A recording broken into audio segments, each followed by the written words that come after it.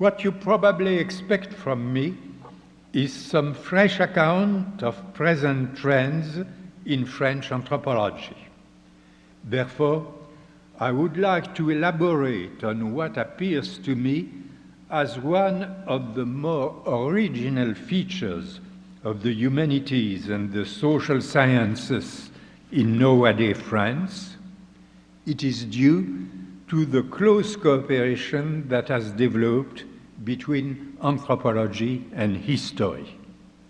The phenomenon is by no means a recent one. The so-called school of the Annales originated after the First World War with historians such as Lucien Febvre, Marc Bloch, and Henri Baird, who were stirred up by Durkheimian sociology, even if they came to resist it.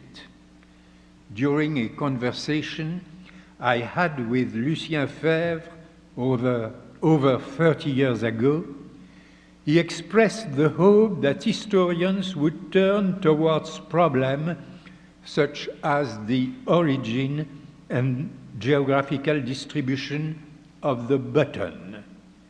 Febvre was well aware that according to its presence or absence, this humble item of haberdashery enables to draw a major dividing line amongst man's comportment.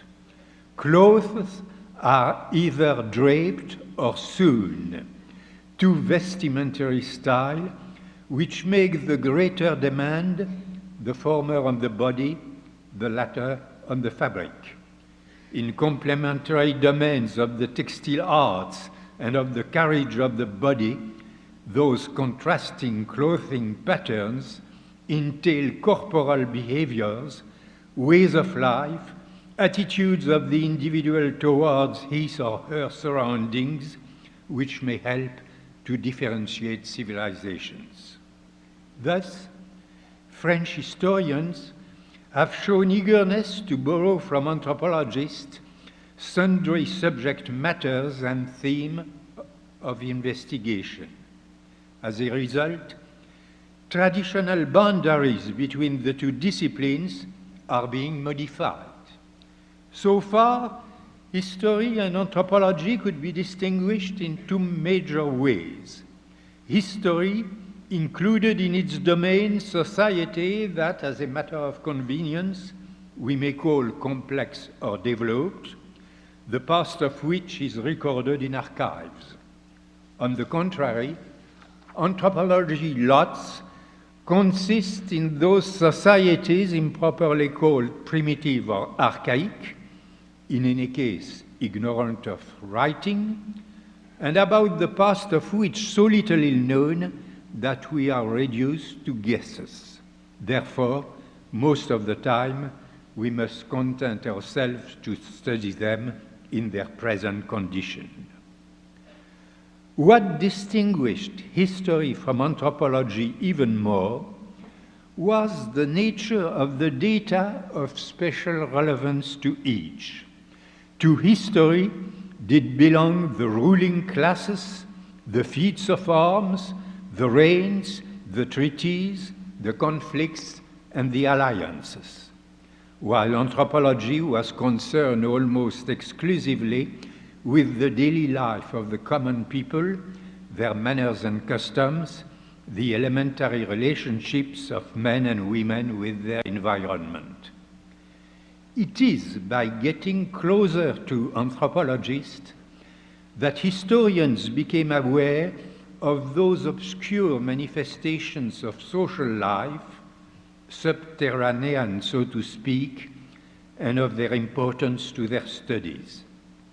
In return, by renovating its field of study and its method, history sprouted a new branch currently called in France historical anthropology, which is of great service to anthropologists. Historical anthropology studies past stage of the life of our own society. And although these stages are given in succession, it puts them on an equal footing with contemporary stages of the life of societies widely different from our own. As a result, the number of social experiments available for a better understanding of the human condition has considerably grown. That is not all. When history undertakes in its own way, by use of written documents or decorated monuments, an anthropological study of our own society's past stages, it makes it easier for anthropologists to study the present condition of those same societies, a task which so far they were reluctant to tackle, except in narrowly bounded sectors, because they felt they lacked familiarity with the time dimension, which is not dispensable when one wishes to deal with complex or semi-complex societies. Such being the case, a new question arises.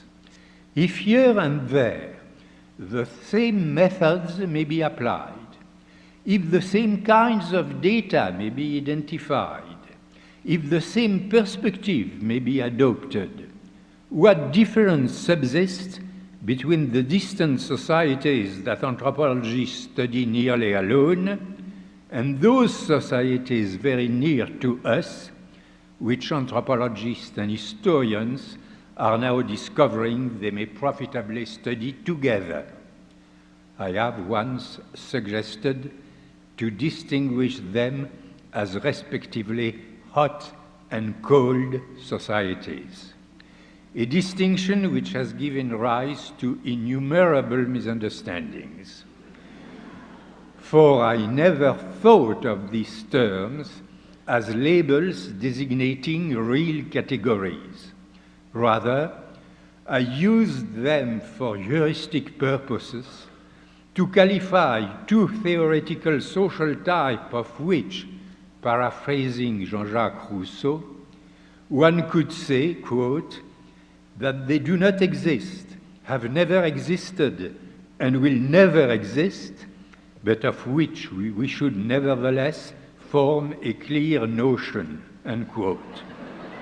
In the present case, this notion is needed in order to understand that societies seemingly belonging to several irreducible types differ less from each other in reality than insofar as they subjectively nurture images of themselves contrasting with each other in a major respect. While all societies are equally historical, only some of them are willing to admit it. The others shrink from the fact and prefer to ignore it. Therefore, it is legitimate to rank all societies on an ideal scale, not according to their degree of historicity, which is the same for all, but rather according to the way they experience it.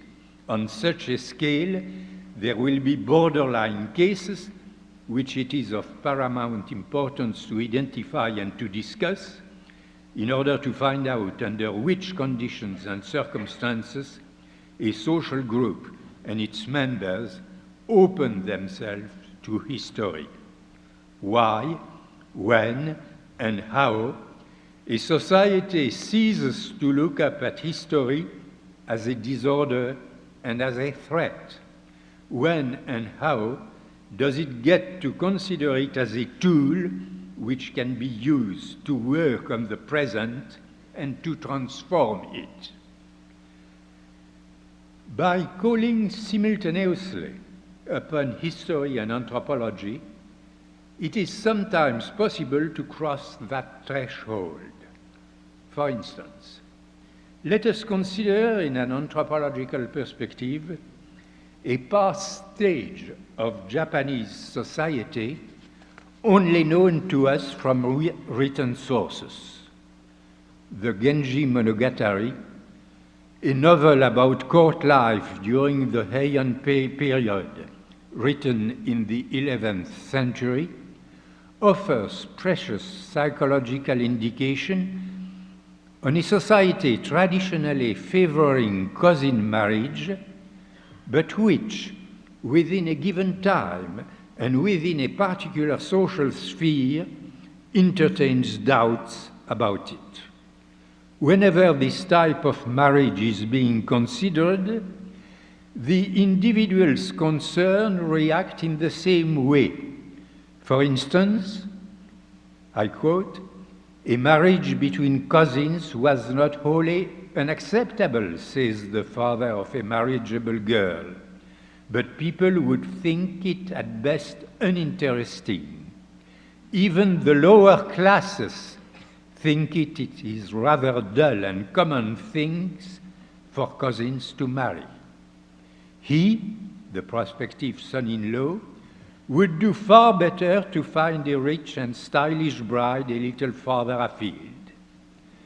Another father, in search of a son-in-law, concurs. "Marriage to a near relative is not usually held to be very interesting. An eventual bridegroom is even more reluctant. There was no mystery, no excitement in the proposal," he says. These quotations make clear why and how, in the mind of the protagonist, cousin marriage differs from marriage between not related or less closely related individuals. While cousin marriage brings about security, it also generates monotony. The same alliances repeat themselves generation after generation. The social structure is merely reproduced. On the contrary, marriages at a distance, though risky and adventurous, allow the families concerned to speculate by contriving new alliances. They set history in motion, so to speak, by forming unprecedented coalitions. However, those experiments, said to be exciting in the text, unroll on a scene on which cousin marriage still constitutes the backcloth. During the Heian period, this type of marriage was frequent in the imperial family, and it is striking that the Genji Monogatari should advocate only once a marriage between cousins and should do it through the voice of the then reigning emperor. This emperor is faced with a thorny problem. He seeks an appropriate husband for a daughter of his own blood, no doubt, but a bastard child deprived of nobility in the maternal line. The only solution he can think of consists in marrying her to a son of his father's half-brother. To this half-brother, himself a bastard child who was denied a noble rank, the former emperor had nevertheless given in marriage one of his daughters. Where, thinks out the present emperor, could he find a better solution than to follow in the second generation the precedent of the first? Incidentally, we have here a technical, flawless definition of marriage with a matrilateral cross-cousin. Therefore, in that case, the concern for security overrides other considerations. By marrying cousins together, the emperor hopes to establish an equilibrium between two marriages, the inequality of which stems from the fact that in each case, one of the spouses deprived of support on the maternal side was or is also a junior in the paternal line. Altogether, the emperor's reasoning is somewhat akin to that of Louis XIV when he decided to marry one of his bastard daughters, Mademoiselle de Blois, to his nephew in the junior paternal line, Philippe d'Orléans, the future regent. Thus, cousin marriage permits to relieve strains inflicted on the social order, and it also protects it from new hazards. In a state of affairs like the one just described, prudence puts safety first and dictates the marriage choices. On the other hand, less perilous junctures may encourage families to take chances and to seek new connections. A literary source has thus unveiled for us the psychological incentives which temporarily, perhaps, were moving a part of the Japanese nobility away from the practice of cousin marriage at the turn of the 10th century. Except in critical circumstances, a society facing a historical destiny consciously accepts to assume it. This attitude contrasts most markedly with another one which anthropologists could observe in Fiji still recently. Fijian society consisted in numerous lineages. Some insisted in keeping alive the same matrimonial alliance during the span of several generations, but they all were at liberty to marry with other lineages. However, and in contradistinction with the actual practice, as soon as a marriage was consummated, the spouses were considered cross-cousins, and the members of the two families concerned called each other by the kinship terms suited to this new situation. Thus, Fijian society pretended that the rule of cousin marriage prevailed, even when it did not abide by it. By combining two approaches, one historical and the other anthropological, I could offer as an example two societies, both of which seemingly haunted by an elementary structure probably rooted in their respective pasts. But while Fijian society remained nostalgic about it, and in words, if not in fact, was unable to break away from it, the ancient Japanese society was assessing its shortcomings. It was discovering unaided a course typical all over the world of social stages we call Middle Ages, that is, societies aiming merely at reproducing themselves and undergoing passively changes rather than begetting them, may nevertheless, without forsaking kinship, launch into the great game of matrimonial alliances. By so doing, they throw themselves open to history and they grow aware of their ableness to shape their own future. The transition between those two stages is often hardly perceptible. Only a slight bend in the rules and in the conduct permits to detect it. However, essential consequences follow. The idiom of kinship does not serve anymore to perpetuate the social structure. It becomes a means to break it down and to remodel it. Families cease to reproduce themselves according to rules applying uniformly to all. Each one feels free to maneuver for a more profitable position. Therefore, the paternal line and the maternal line receive, if not an equal weight, at least relative importances which compare with each other. Neither line may be held to be the pivot of the social structure. Rather, the social structure comes to rest on their balance.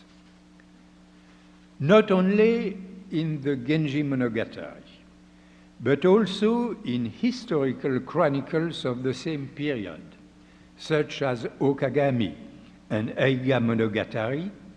The same theme occurs over and over again as if it were a leitmotif.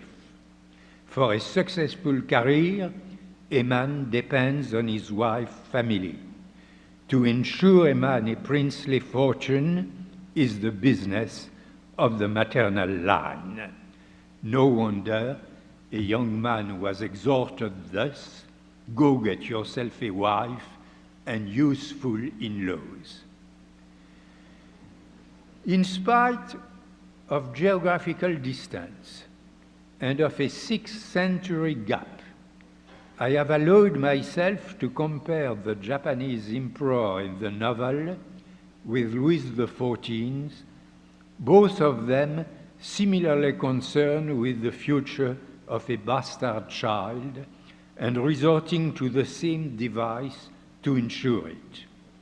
Once more, Saint-Simon, the great French memorialist of the early 18th century, may be called upon to help us identify a social state, the particular feature of which consists in a propensity to manipulate kinship ties so as to keep the two lines in balance. As a matter of fact, Saint-Simon uses exactly the same words as the fictional characters or the historical figures of old Japan when he explains that being deprived of support on the maternal side, he had to give up marrying an orphan damsel. This would have been, he says, a noble and rich marriage, but I was alone, and I needed a father-in-law and a family on whom I could rely. When the maternals find themselves the targets of such enterprises, do they play a game of their own? And if so, how do they conduct it? It is well known that in old Japan, from the middle of the 11th century to the end of the 12th century, the Fujiwara Clan has succeeded to lay hold of political power through systematically marrying their sisters and daughters to the imperial heirs. As soon as a son was born to the reigning emperor, they even compelled the latter to abdicate and to leave the power in the hands of the Empress Dowager and of her male relatives who provided the regent. The moral dispositions associated with that policy are worth noting in the contemporary text. Marriage was polygamous, and the father of imperial wives intensely competed with each other as they depended for rank and power on their respective daughters' fecundity and on the sex of their grandchildren. The Fujiwara backed their daughters as if they were race horses. The first one who gave the dynasty a male heir beat the others sometimes, as we say at the post. A court literature which relates love affairs only in veiled terms, when it comes to women's physiological life, expresses itself with utmost crudity. The reader is spared nothing about their monthly periods, whether these are present or missing, profuse or scanty, and when women are confined, concerning their bleeding and the time taken to evacuate the afterbirth. It is as if women were prize animals reared to compete in an agricultural show. Families eager to establish or to maintain their alliance with the dynastic line have a foremost concern to be provided with daughters, However, no sooner their father get them married, they cherish exclusively a new idea, namely that they should give birth to son, with respect to whom, by way of new daughters, they will start afresh the same operations. Ancient France displayed a like pattern, if not in the royal family, at least in the upper nobility. To quote Saint-Simon again, Chamillard, who at that time was Louis XIV's great minister, aimed at establishing firmly his son through an alliance which would help the latter to continue in high office. The Noailles, a very noble family, anchored everywhere by means of their daughters, wished to put one of them in that powerful house so that they would hold everything. In societies of that type, paternal right notwithstanding, women are really the operators of power. This fact accounts for the remarriages that occur so frequently in societies where women are, so to speak, stakes so heavy that no family resigns itself to put them down once and for all. Should the woman divorce or get widowed, she must be of service again. The Quakult Indian of British Columbia did not even wait to reuse their daughters until their husband died or until the marriage broke down. They compelled them to divorce and to remarry several times in succession so that together with their future children, they would secure each time a higher rank in the social order. The role of operators of power assigned to women may sometimes take extreme forms. It gives one the illusion that the system is matrilineal or even matriarchal, when actually male lineages are competing for power by means of their women, which they use as mere instrument. In the Merne Kingdom of central Madagascar, and among the Lovedu of South Africa as well, a similar reform took place, curiously enough, at about the same time in the early 19th century. Succession from woman to woman replaced succession in the male line. In Madagascar, during 3/4 of a century and until the annexation by the French, the Merne throne was exclusively devoted to women. This is still the case with the Lovedu. But in this South African kingdom, power actually belonged to the queen's brothers and maternal uncles. They even bred the queen female heirs by secretly acting as incestuous lovers. In the typology I am trying to set up, Madagascar's place is halfway between the Lovedu and medieval Japan. In Madagascar, a male line provided the queen's husbands, who were at the same time their prime ministers and governed on their behalf. During the 19th century, Prime Minister Rainila Yarivun was the successive husband of 3 queens, as 8 centuries earlier in Japan, the regent Fujiwara Michinaga had been the father-in-law of 3 successive emperors. In such cases, the idiom of kinship is diverted for political purposes, and this new way of using it tends to obliterate the distinction between the paternal and the maternal lines. The maternal line encroaches upon the paternal line. Eventually, the respective rights of the two lines intermingle.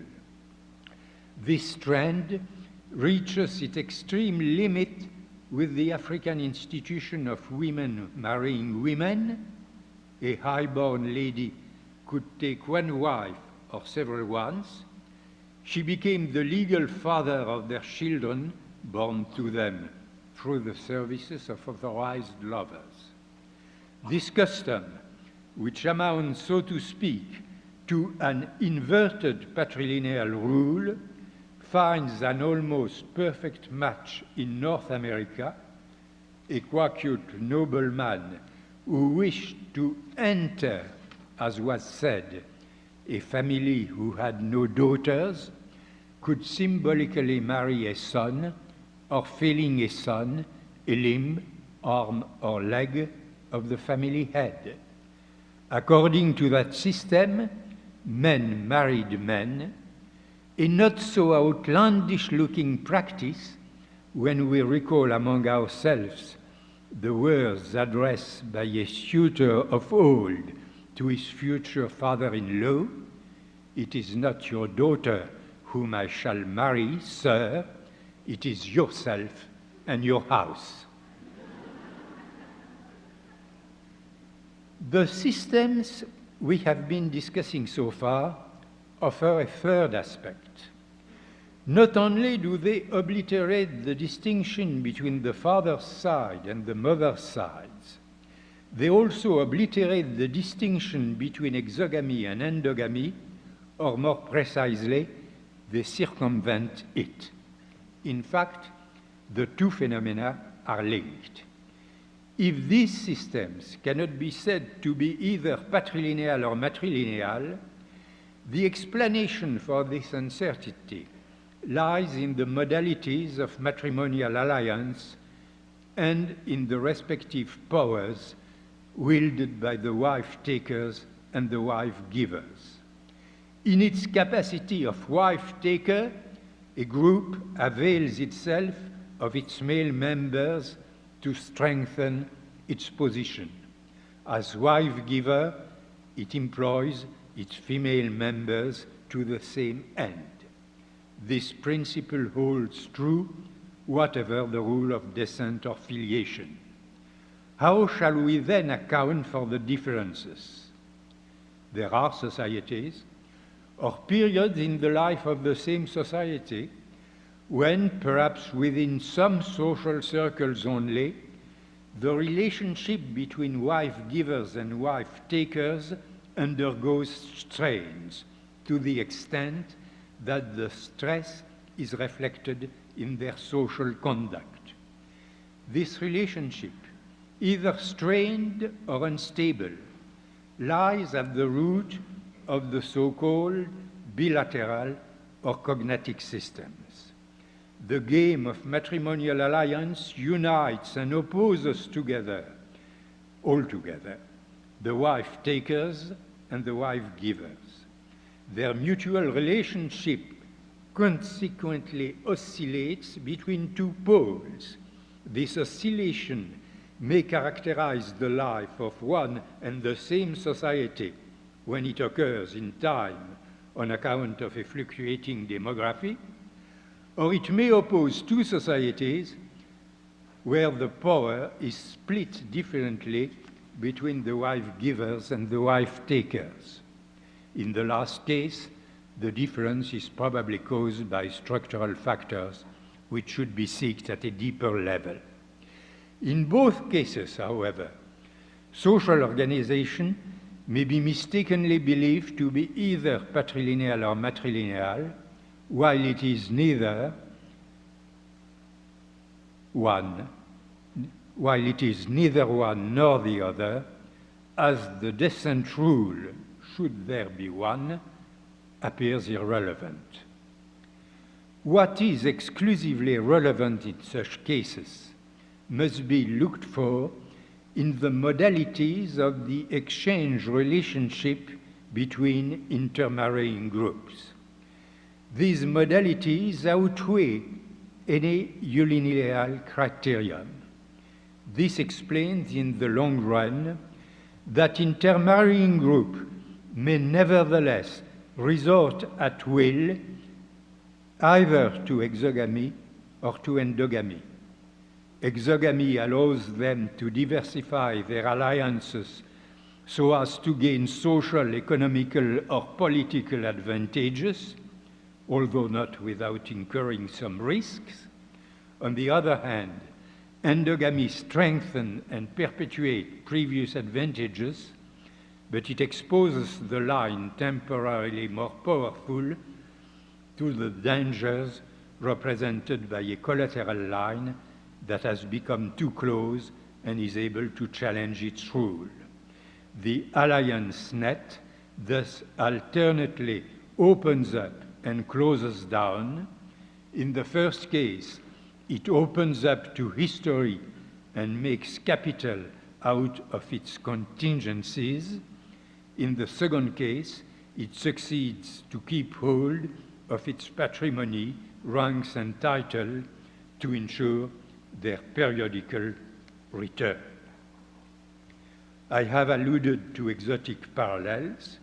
However, even amongst the European nobility, genealogies display a striking contrast, which is also a correlation, between marriage with non-kin or even strangers and marriage with close relatives, many instances of which also occur in Saint-Simon, first cousins, uncle and niece, aunt and nephew, etc.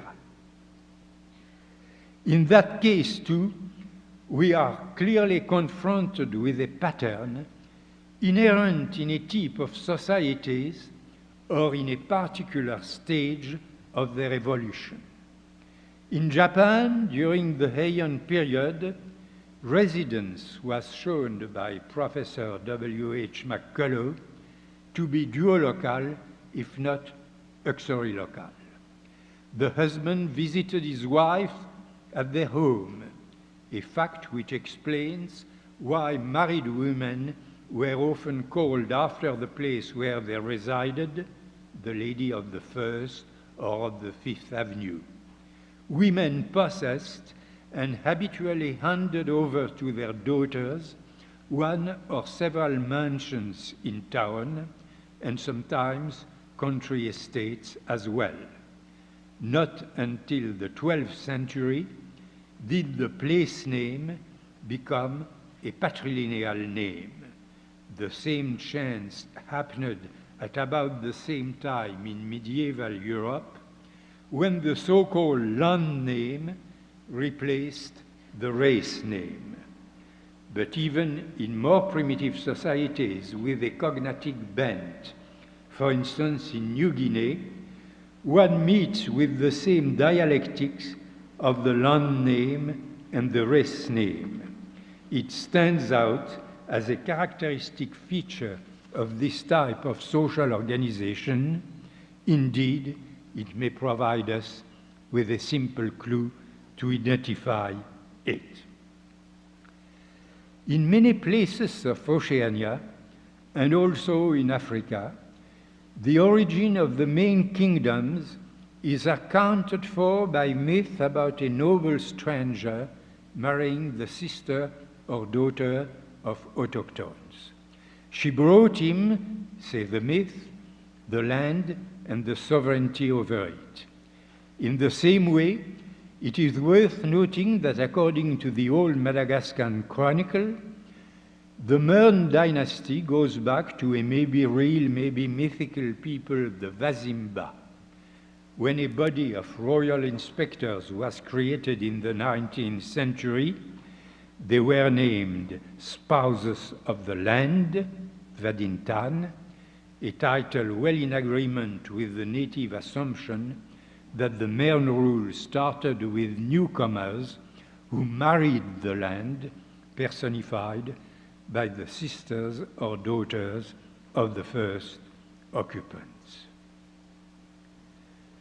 Anthropologists devote most of their studies to societies, the framework of which is constituted by kinship. Therefore, They often wonder what becomes of descent groups when rudimentary forms of the state emerge in their midst. The question should be answered with caution. The state may appear in many guises and make itself operative in different sectors of social life. Governmental functions may become diversified, political power centralized, deciding or executive bodies stabilized, the population may progressively be freed from the kinship links, either real or fictitious, uniting them to their rulers. Furthermore, between the so-called stateless societies and those with an incipient state, there is room for numerous social forms different from each other and in which descent groups continue to exist alongside centralized political or administrative bodies. Even so, we are now in a better position to understand how and in which way the old blood ties, as Marx and Engels used to say, become eventually distorted. Something essential happens when descent groups split up and their segments combine with segments detached from other groups, giving birth to social units of an altogether different kind.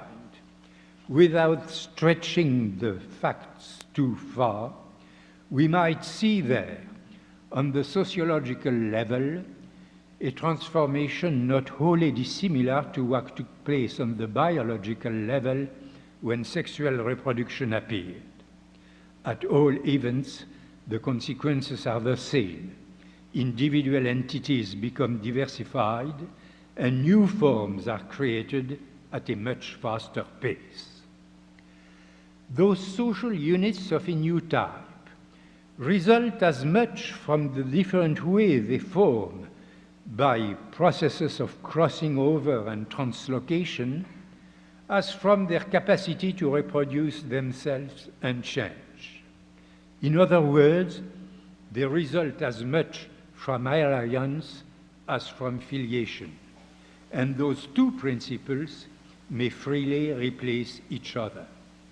Some years ago, I suggested that the old term house, as we speak of an aristocratic house, be put in service again to designate those social units.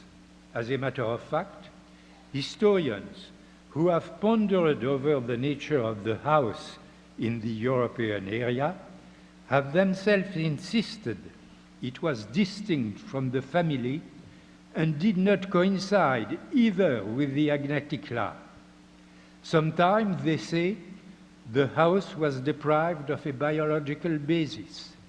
It rather consisted in a heritage, both material and spiritual, which included dignities, origins, kindred, names, symbols, position, power, and wealth.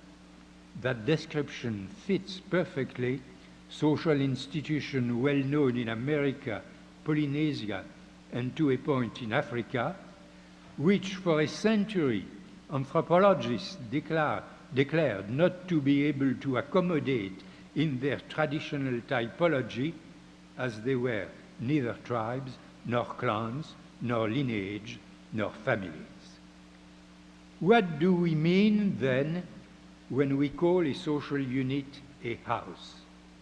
In the first place, the house is a corporate group. Next, it owns an estate consisting of goods that are both material and immaterial. And last, it is a social body which perpetuates itself by transmitting its name, its wealth, and its titles in direct or fictitious line, held legitimate under the sole provision that this continuity may be expressed in the idiom either of kinship or of affinity, and more often than not, of both. the house can be defined neither by a rule of unilineal descent, nor by a mode of reproduction which would be exclusively exogamous or endogamous. Therefore, only one criterion is left from which all the other proceed. In a society organized into houses, filiation substitutes for alliance, and alliance substitute for filiation. At the beginning of my address, I was wondering how and under which condition a society comes to acknowledge the reality of a historical dimension in which it was already immersed, no doubt, but that so far it had chosen to ignore. When we speak of cold society, we also imply that such society keep their ideology at short distance from their practice. This is the reason why anthropologists have often argued as if the former mirrored faithfully the latter. It appears more likely that, as it is the case elsewhere, ideology always misrepresents the real life of the people. However, the twists remain simpler so that the observer and the analyst don't have too much trouble trying to straighten out the distortion.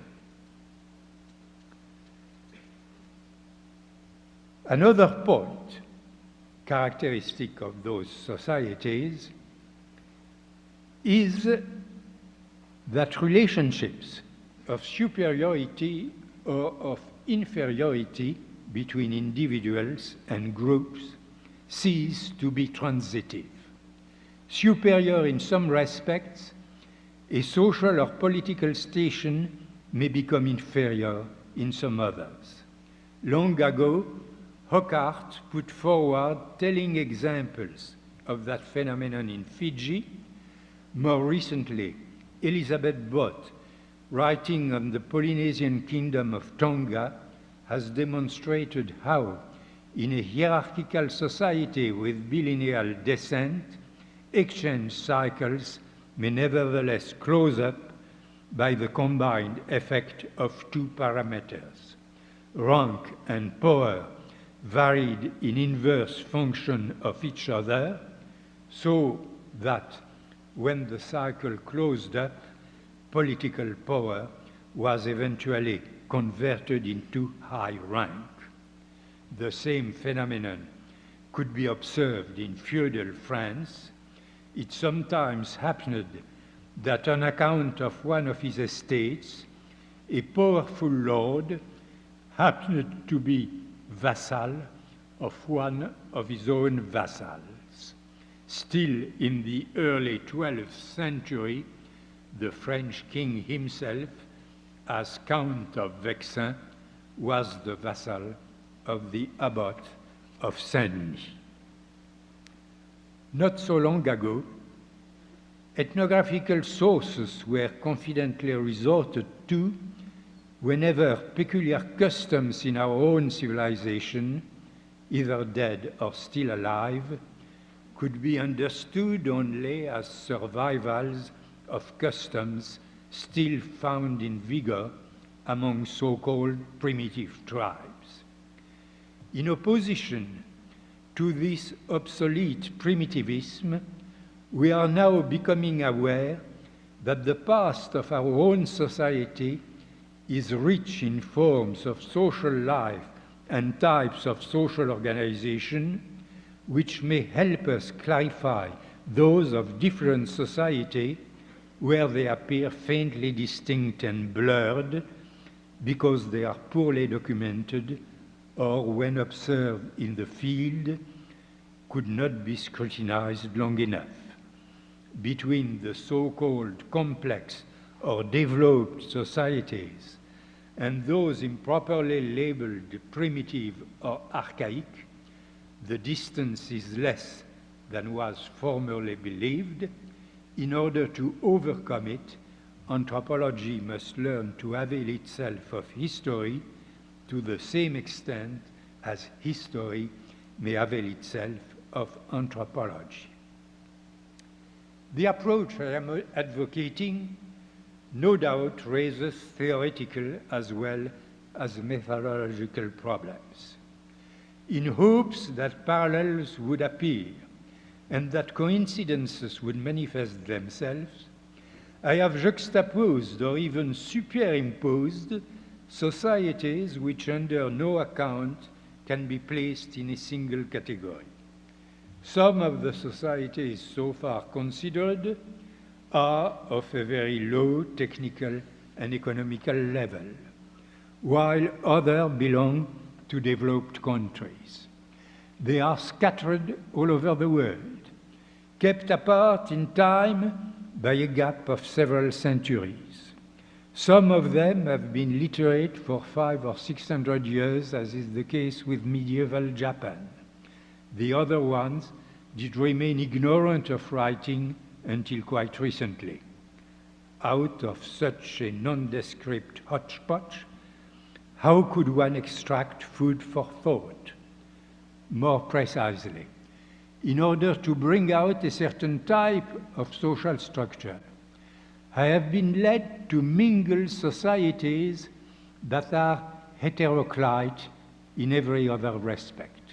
Therefore, it may be argued that this type of social structure has no existence of its own, or rather, that it only exists as an arbitrary and gratuitous mental construct with no real historical stage mirrors and which cannot be identified with any known period of social evolution. In order to answer this criticism, one should beware of a confusion frequent on the part of many anthropologists and maybe of some historians too. This is a confusion between elementary and complex on the one hand, prior and posterior on the other hand. The former opposition applies to systems classified according to their form, the latter to systems arranged in genealogical order. The question whether a form is simple or complex is of a logical nature. It has no relevance to the question as to how a previous form came to be replaced by a new one. The latter question pertains to history, not to logic. Are we thus condemned to choose between those two approaches? And should it be so that when we endeavor putting up structures in a logical order, we renounce to know how they evolved in time? There is simple evidence to the contrary. Historical research and structural analysis get on well together in the work of authors whose name is more readily associated with the latter. Saussure, the founder of structural linguistics, spent years putting up the several versions of the Nibelungen in genealogical order and trying to demonstrate that underneath the poem lay a chronicle of Burgundy's first kingdom. W.H.R. Rivers is usually depicted as a supporter of diffusionism, which is an extreme form of historical thought.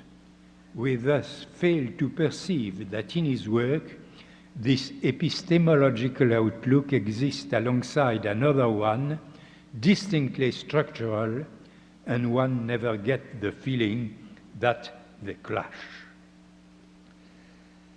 Human scholars and social scientists could profitably ponder over problems of current concern to the natural sciences. They should not do so with the purpose of hastily gearing, so to speak, man's cultural behavior with his animal nature after the fashion of the sociobiologists. but because debates now underway among zoologists raise philosophical questions concerning the relationship between the notion of classification and that of genealogy. In this connection, it is worth noting that the new systematics of species, either living or extinct, that goes by the name of cladistics or cladism, may be alternatively or simultaneously conceived as a method for assigning an order of succession in time to species more or less directly related, or as a typology unconcerned with the search for pedigrees. Taken in the last sense, cladistics works out rigorous procedures intended to define group, to set them in hierarchical order, to establish between them relationships of nesting and of inclusion. These procedures deserve our closest attention, for they present a heuristic value not only in zoology, but also in all fields where relationships comparable to homologies can be found. In fact, cladistics may teach history and anthropology two main lessons.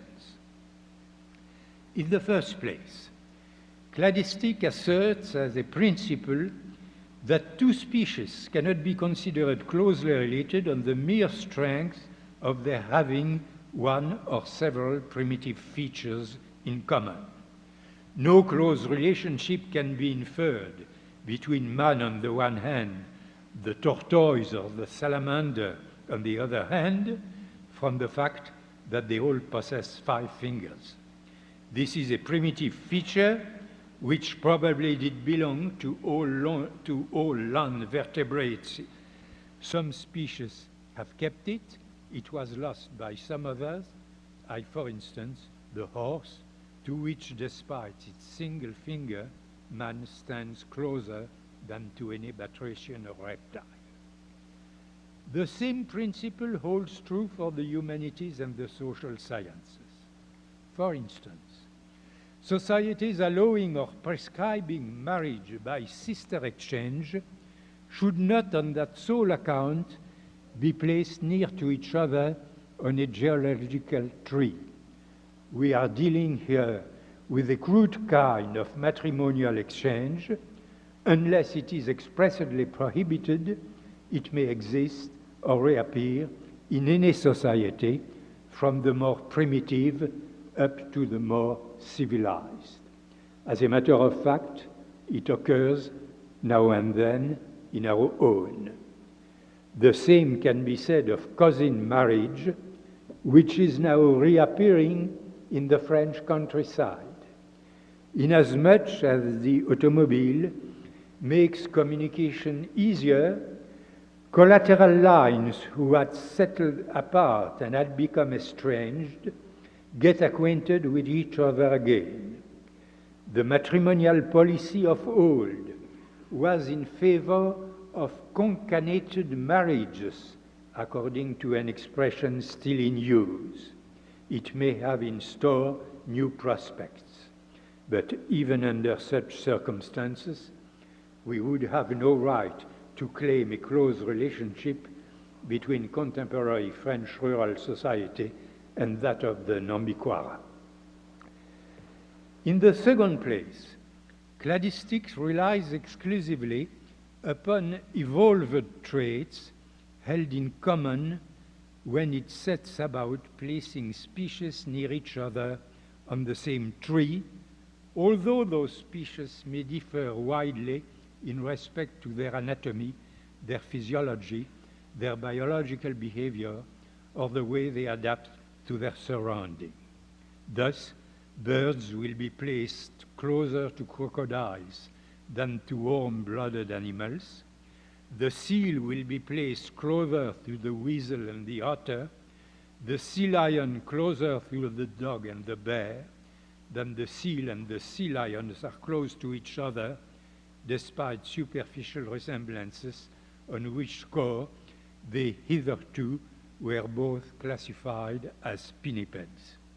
Likewise, the gorilla and the chimpanzee will be considered closer to man than they are to the orangutan, so that the so-called class of the great apes should be dropped from the zoological vocabulary. The old systematics conceived living and fossil species as if they were successive steps in an evolutionary sequence. Each one was looked up as a direct predecessor or as a surviving offshoot of another species. The relationship between species was thought of as one between ancestor and progeny. To that genealogical perspective, cladistics substitute another one based on collateral relationships. Species are no more parents and children to each other, but rather sisters or cousins. Therefore, all species, either living or fossil, are placed on the same rank. The parallelism with the anthropological approach is striking, as this is exactly what we do in our own way when we compare societies. From the cladist standpoint, as well as from our own, to seek a common ancestor is an unrewarding task. In a cladogram, there is no room for ancestral species. Such species only play the part of a posteriori conditions that one is at liberty to lay down if one insists that a classification should always conceal a genealogy. However, a major difficulty hinges upon the number of criteria among which a choice should be made in order to define sister species. Will the criterion be morphological features, the mode of reproduction, the number of chromosomes, the nucleic acids, the hemoglobin chains, or some other? From each criterion or group of criteria, a different tree or cladogram will result. Subjective preferences come into play, and the principle of economy does not always allow to settle the case at hand. From the time it was first propounded about 20 years ago, cladistics has remained a controversial topic. I shall refrain from interfering in those debates for two reasons. First, they fall within the province of specialists. Second, the anthropologist may espouse the cladist's program, but he will follow it backward. Cladists reject the factor they call primitive. They construct sister groups by keeping in only those factors they call derived or evolved. We too take into account the evolved feature of the society which we are studying, but when we do so, we are aware that the outcome of our inquiry will belong to the realm of ethnohistory, if not plainly of history. Our distinctive task as anthropologists consists in unveiling simple traits which may persist or reappear in the more different social species, not with a view to discard them, but on the contrary, because our aim is to bring them to the fore. There is a simple reason for that. The more primitive characteristics of living species are well known to biologists. For instance, they know that when looked up at the molecular level, physicochemical processes are everywhere the same. Anthropologists lag far behind in their researches. They have not yet succeeded to identifying the full range of the elementary mechanisms which operate in like manner in all types of social organization, whatever their degree of complexity. It is on those elementary mechanisms that we focus our attention. The type of social structure I have tried to trace out raises another problem. Do those societies with house deserve being credited with this structure, since when trying to describe them, the only data at my disposal consisted of individuals or groups competing with each other, each one the master of its own strategy? More precisely, did I not mistake for a social structure of a distinctive kind what actually amounted to a statistical average taken of countless particular choices, freely made, or to say the least, unpredictable when observed from without? It seems unlikely that societies can be divided into two mutually exclusive categories, as if only some of them were endowed with a structure, while the substance of the other would be entirely made up of contingent events. Therefore, should we concede that the latter evades structural analysis, we will be drawn to the conclusion that structural analysis is inapplicable to all. Of late, this criticism has been met with over and over again, as it finds its inspiration in a spontaneism or a subjectivism that has become the fashion of the day. However, the question may be raised whether, by lending an ear to it, we will not relinquish every attempt to discover some organizing principle in social life. Should we resign ourselves to look at social life as a medley of individual choices, as if a state of perpetual disorder were all that was needed to account for social creativity? In my concluding words, I would like to offer brief remarks on an intellectual viewpoint which, in my opinion, would lead to renounce every attempt at scientific thinking. Let us take, for an example, Professor Françoise Héritier-Auger's important research. There are societies with numerous marriage prohibitions, and where, beyond those limitations, individuals are free of their matrimonial choices. Working with a computer, Professor Héritier-Auger has convincingly demonstrated that in those societies, the alliance networks are as neatly organized as if matrimonial choices were subject to rules. That remarkable fact admits of two interpretations. First, we might hypothesize that in a relatively small society, marriages beyond the prohibited degree unceasingly intermingle the population so that, unbeknown to them, everybody becomes everybody's kin in the same approximate degree.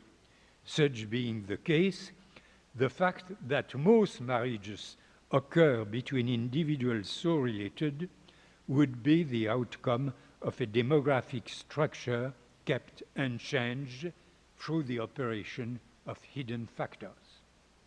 However, we could interpret the phenomenon differently and claim that motivation of an either affective, moral, economic, or political nature are all that is needed to explain it. Those motivations would instigate each individual to marry as near as permitted by the prohibited degrees.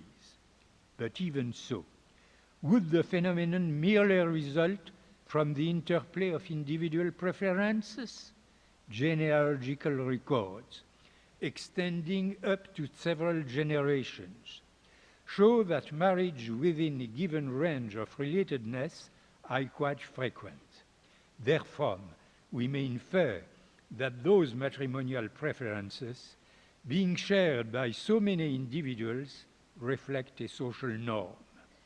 they stem from collective constraints and exigencies, they conform to a model which cannot result from the adding up of individual yearnings, either of an ethical or of a sentimental nature, for those yearnings are so widespread that they presuppose an underlying pattern.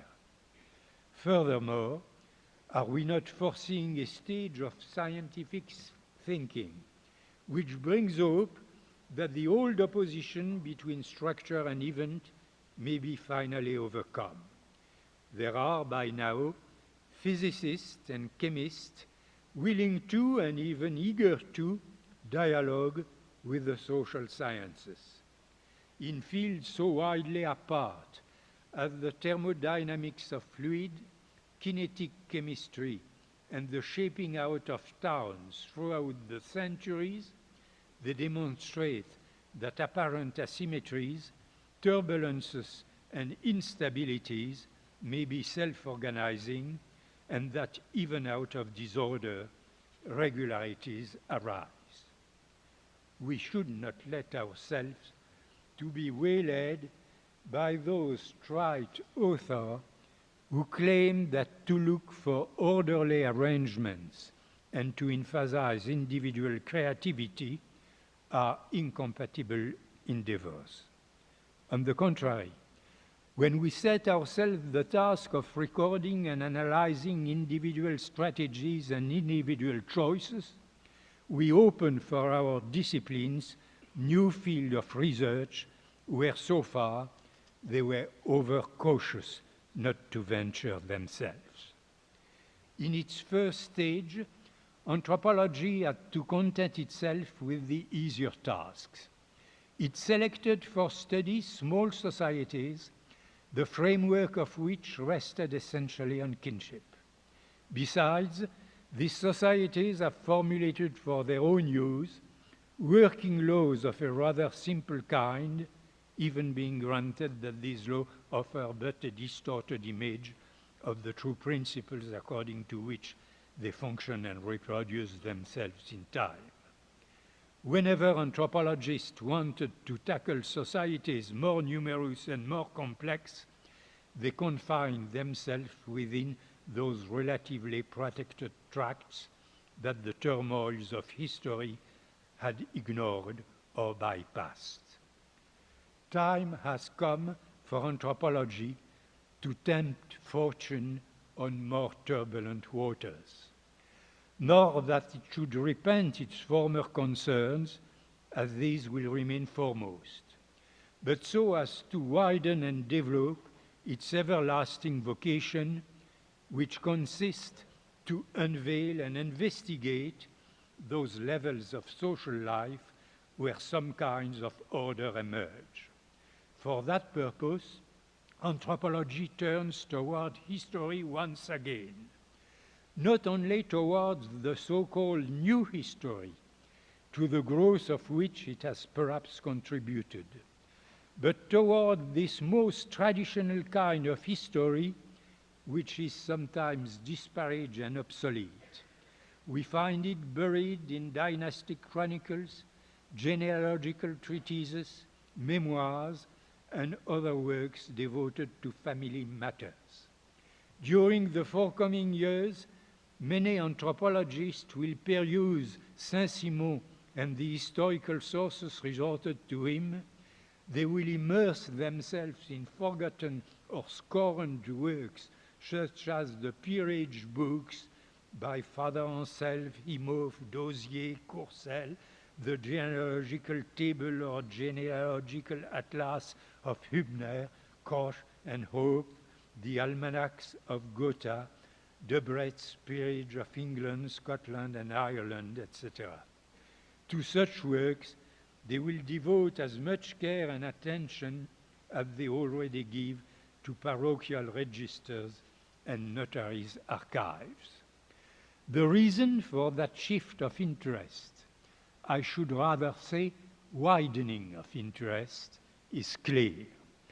Of the factual history, the one we call in French histoire événementielle, and of the new history, It is generally said that the former registers on a daily basis the doing of prominent personages, while the latter gives all its attention to the slow transformations, whether demographic, economical, or ideological, originating in the humbler social strata.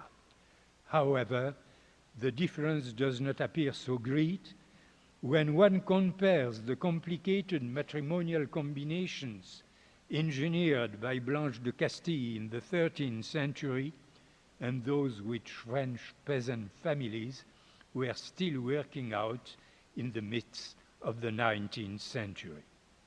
In both cases, the individuals or the group concerned may believe that they act from self-oriented motives, that they yield to sentimental impulses, or that they fulfill some moral duties.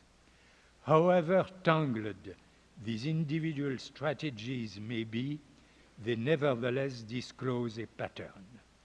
In order to unravel those strategies and to make their pattern stand out, anthropologists must call upon the historian's method and knowledge. Those among the latter who sometimes blame structuralism for giving precedence to the static over the dynamic will be perhaps surprised, though reassured, I hope, at and by our eagerness to rehabilitate factual history down to the more petty details. They may rely on anthropologists' fullest cooperation to extract out of an alleged muddle of dates and anecdotes some of the raw material, and certainly not the less substantial, that we will use jointly to go on as before, building up the science of man, which it is our common task to further. Thank you.